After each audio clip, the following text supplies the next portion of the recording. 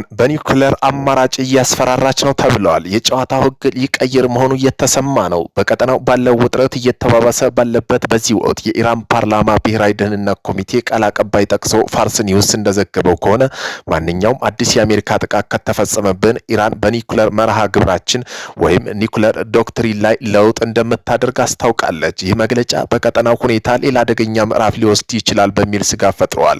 አሁን ጥያቄው ያለው እዚህ ጋር ነው። ይህ ንግግር የፖለቲካ ማስፈራሪያ ብቻ ወይስ የቀጠናው የኃይል ሚዛን እንደሚቀይር እውነተኛ ለውጥ እየመጣ ነው የሚለው የብዙዎች ስጋት ሆኗል። በዜና ጥንቅራችን አካተነዋል። ቆይታችሁ ተሰሙታላችሁ። የእስራኤሉ ጠቅላይ ሚኒስትር ቤንጃሚን ኔታንያሁ ኢራን የኬሚካል ጦር መሳሪያ በእርግጠኝነት መያዟንና ይህም ሌላኛው ግዙፍ ስጋት መሆኑን አሳወቁ።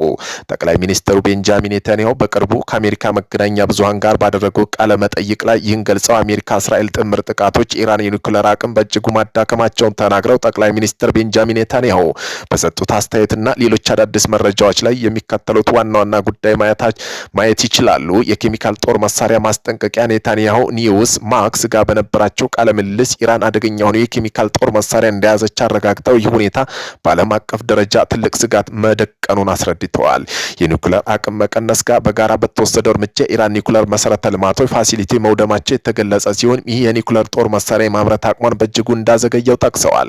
በዓለም አቀፋዊ ምላሽ ኢራን በበኩሏ የኬሚካል ጦር መሳሪያ እንደሌላት አሁንም ቢሆን የጦር መሳሪያ ፕሮግራሟ ለመከላከያ ብቻ የታለመ እንደሆነ በመግለጽ ውድቀት ታደርጋለች። በዚህም ጉዳይ የበለጠም ዝርዝር መረጃዎች ዓለም አቀፋዊ ተንታኞች አስተያየት ለማንበብ ወደፊት ብዙ መረጃዎችም እየጠቀሱ ነው። ኢራን በባህሬን ሼክ ኢሳ አየር ማረፊያ በዩኤስ ጦር ኃይሎች ላይ የድሮን ጥቃት ጀምራለች። ድርጊቱ በቅርብ አሜሪካ በደቡብ ኢራን ላይ ላደረሰችው ጥቃት የበቀል እርምጃ ነው ስትል ገልጸዋለች። ኢራን በአካባቢ ያለው ሁሉም የአሜሪካ ወታደራዊ ሰፈሮች ወታደራዊ ድሮኖች ህገ ኢላማ ተደርገው ይወሰዳሉ ስትል ጥቃቱ እንደምትቀጥል ገልጻለች። የኢራን እስላማዊ አብዮታዊ ጥበቃ ጓድ ኮርፖሬሽን እንደገለጸው ኮርፖሬሽኑ በባህርና በኩዌት የሚገኘው 85 የአሜሪካ ወታደራዊ ቦታዎች ላይ ያነጣጠረ ነው ብለዋል። ኢራን በይፋ አወጀች። ጥቃቱ የተጀመረባትን ቦታና ቀጣዩ ኢላማ ይሆናል አሉ። መካከለኛው ምስራቅ ያለው ውጥረት ከጊዜ ወደ ጊዜ እየተባባሰ በመምጣቱ ዓለም ላይ አሰጊ ሁኔታ ውስጥ ትገኛለች። የኢራን የውጭ ጉዳይ ሚኒስቴር ባወጣው አዲስ መግለጫ የኢራን ጦር በሀገሪቱ ሉዓላዊነት ላይ የሚደርስ ማንኛውም ጥቃት በጽኑ እንደሚመክት አሳውቋል። በመግለጫው የጥቃቱ ምንጭና መነሻ የሆነው ቦታ ኢራን ጦር ቀጠና ላይ ኢላማ ይሆናል ሲሉ አስጠንቅቀዋል።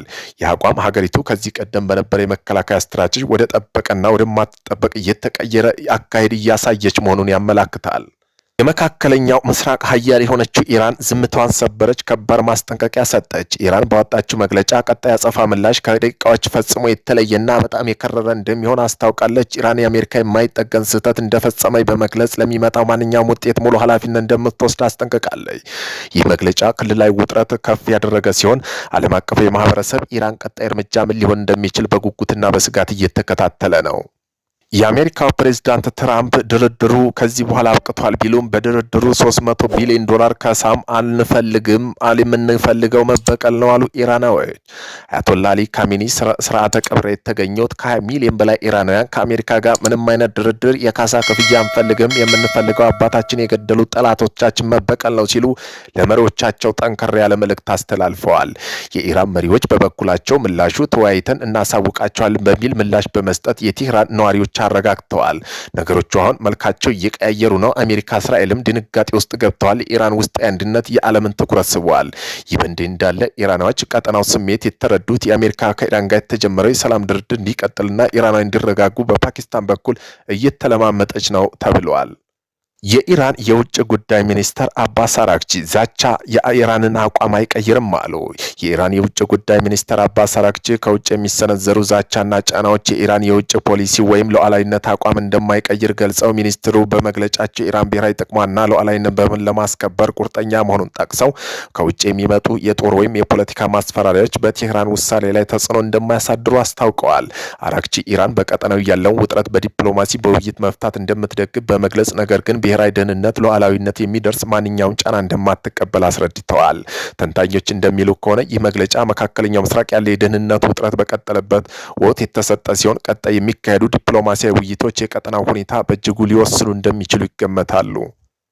ኢራን ጠቅላይ መሪው ሀገሪዋ የኒኩሌር ጦር መሳሪያ ግብር በሙሉ ፍጥነት እንዲራመድ ማዘዛቸው ተሰማ። እንደ ዘገባው ከሆነ ቴህራን በሰላም ድርድሩ ለመውጣት ተገፍታ እየገባችበት የገለጸችው የኒኩሌር ጦር መሳሪያ ለማበልጸግ በተቻለ አቅሙ በፍጥነት መሰራት አለበት ብለዋል። ኢራን የአሜሪካ እስራኤል ለመክታት የኒኩሌር ጦር መሳሪያ ከመገንባት ሌላ ምርጫ የላትም ብለዋል። የኢራን ንብረት ሀብት መብት ሉዓላዊነት የመወሰን የማስገደድ ጊዜው አብቅቷል። የአሜሪካ ግብርን እቃዎች ሆነ ምርቶች በቀዘቀዘ ገንዘቦች የመግዛት ግዴታ የለብንም አሉ ኢራናዊዎች። ኢራን የግብርና ሚኒስትር የአሜሪካ የግብርና ምርቶችን በቀዘቀዘ ገንዘብ ለመግዛት የሚያስገድደን ነገር የለም ማለቱን የመግዛት ግዴታ የለብንም ያለው ሲሆን ይልቁንም አሜሪካ ኩባንያዎች ምናልባት ጥሩ ሀሳቦችና ምርቶች ካቀረቡ ኢትስ ኦኬ እኛም ራሳችን ፈቅደን ፍላጎታችን መግዛት እንችላለን ብለዋል። ከዚህ በተጨማሪ ምናልባት የንግድ ግንኙነት መር እድልም ጭምር ይኖረዋል። ይህ ካልሆነ ሌላ ጊዜ ግን እመኑን የኢራን ንብረት ሀብት መብትና ሉዓላዊነት ሁሌም የመወሰን የማስገደድ ጊዜው አብቅቷል ሲሉ ተናግረዋል። በሌላ በኩል አንድ ኢራን ኤጀንሲ ዘገባ ኢራን ምክትል የውጭ ጉዳይ ሚኒስተር ካዚም ጋሪባንዲ አውጥቷል ያሉት መግለጫ በዛሬው ዕለት በኳታርና ፓኪስታን ወገኖች ጋር በዶሃ ያደረጉት ድርድር ከሞላ ጎደል ሁሉም በሚባል ደረጃ አብቅቷል ያሉ ሲሆን የመግባቢያው ሰነድ አፈጻጸም በተመለከተ ሰነዱን የሚከታተሉ ቡድኖች የመጀመሪያው ስብሰባ ኢራን፣ ኳታርና ፓኪስታን በተገኙበት በዶሃ አካሂደዋል። በሊባኖስ ያለው ጦርነት ከማቆም ጋር በተያያዘ ማስታወሻ የመጀመሪያው አንቀጽ መሰረት የአሜሪካ ግዴታ ጥሳ መሆኑን ጭምር አንስተዋል። አሜሪካ በአካባቢው የአሜሪካ ኃይሎች መጠናከርና የዋሽንግተን ስጋት በተመለከተ ደግሞ ፓኪስታንና ኳታር ልዑካን ተወያይተው የመግባቢያ ሰነድ ስራዎች ግዴታ በተዋሃደ ብቻ ሊሆን እንደሚገባ ተለይተው ሊታዩ እንደማይገባ ጭምር አጽንኦት ሰጥተዋል።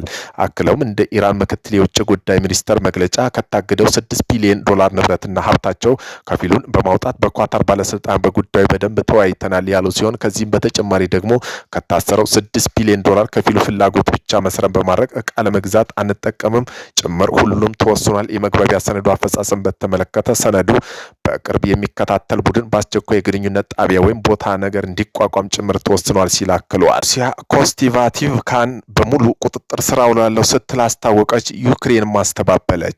በዩክሬን የዶንባስ የጦር ግንባር ከፍተኛ ለውጥ ሊያመጣ እንደሚችል የተነገረለት ወታደራዊ እርምጃ መወሰዱን ሞስኮ አስታውቃ የሩሲያ መከላከያ ሚኒስቴር የዶኔትስክ ግዛት የምትገኘው ስልታዊ ጠቀሜታ ያላት የኮስቲናቲቭካ ከተማ ኃይሎች በሙሉ ነጻ ማውጣቷን በይፋ ገልጸዋል። የኢራን ጦር ኃይሎች ጠቅላይ ኤታማዦር ሹም ቫሊን ግራሞቪቭ ፕሬዝዳንት ቭላዲሚር ፑቲን ያቀረቡት ይፋዊ ሪፖርት የሩሲያ ሜካናይዝድ እግረኛ ጦር ልዩ ኦፕሬሽን ክፍሎች የከተማውን ቁጥጥር ስር ማጠናቀቃቸውን አስታውቀዋል። በአሁኑ ወቅት በአካባቢ የሚገኘው የከርሰ ምድር ባንከሮች ፎቅ ህንፃዎች በመፈተሽ የቀሩ የዩክሬን ኃይሎች ማጽዳት እንዲሁም የተቀበሩ ፈንጂዎች ማስወገድ ስራ እየተከወነ መሆኑን ገልጸዋል። የሩሲያ መንግስት መገናኛ ብዙሃን ኮስቲቪካን ዩክሬን በዶኔትስክ ለብዙ ዓመታት የገነባቸው ዋና የምሽግ ከተማ እንደነበረ በመጥቀስ ይህ ስኬት ዩክሬን የኋላ መከላከያ ቀበቶ የሚሰብር ነው ተብሏል። ከተማዋ መቆጣጠር ለሩሲያ የጦር የሚሰጣቸው ዋና ዋና ጥቅሞች የአቅርቦት መስመርን መቆረጡ፣ የከተማ የባቡርና የመንገድ ትራንስፖርት ትልቁ የሎጂስቲክ ማዕከል በመሆኑ ዩክሬን ወደ ምስራቅ ግንባር የምታደርገው ወታደራዊ ጥይቅ ቁሳቁሶች አቅርቦት ያሰናክላል ተብለዋል። ለቀጣይ ጥቃት መነሻ በመሆኑ ከተማው ዩክሬን በዶኔትስክ የሚገኘው ሁለት ትልልቅ ይዞታዎች ክራማቶርስክ እና ስሎቫኪያንስክ የሚደረግ ቀጣይ ጥቃት የሩሲያ ጦር እንደ መነሻ መድረክ ይጠቀምበታል። የሩሲያ ወታደራዊ ብሎገሮች እንደዘገቡ ከሆነ ጥቃቱ የተፈጸመው ከሰሜን ደቡብ አቅጣጫ በመክበብ ፕሪንስ ሙቭመንት ሲሆን ከባድ ኤፍቢ ተንሸራታች ቦምቦች ግላይንድ ቦምብ በድብደባ የተደረገበት የዩክሬን ጦር ሙሉ በሙሉ እንዳይከበብ ወደ ምዕራብ በማፈግፈግ ተገደዋል። ዩክሬን የገለልተኛ ወገን ምላሽ በአንጻሩ ዩክሬን ጦር መግለጫ ወዲያውኑ ውድቅ አድርጎ ኪየቭ በሰጠችው መግለጫ በከተማ ውስጥ አሁንም ጽኑ ውጊያ እየተካሄደ መሆኑ ከተማም አሁንም ድረስ ዩክሬን ኃይሎች እጅ መሆኗን ገልጸዋል። የጦር ሜዳ ሁኔታ በአሁኑ ወቅት እጅግ የተቀየረ በመሆኑ ገለልተኛ ታዛቢ ሞስኮ ይገባኛል ጥያቄ እስካሁን ማረጋገጥ አልቻለም። ይሁን እንጂ የሩሲያ ጦር ከተማ መቆጣጠሩ እውነት ከሆነ ይህ በምስራቅ ዩክሬን ለወራት የዘለቀውን ጦርነት ትልቅ ስትራቴጂካዊ የለውጥ ነጥብ ሊሆን እንደሚችል ተገምቷል።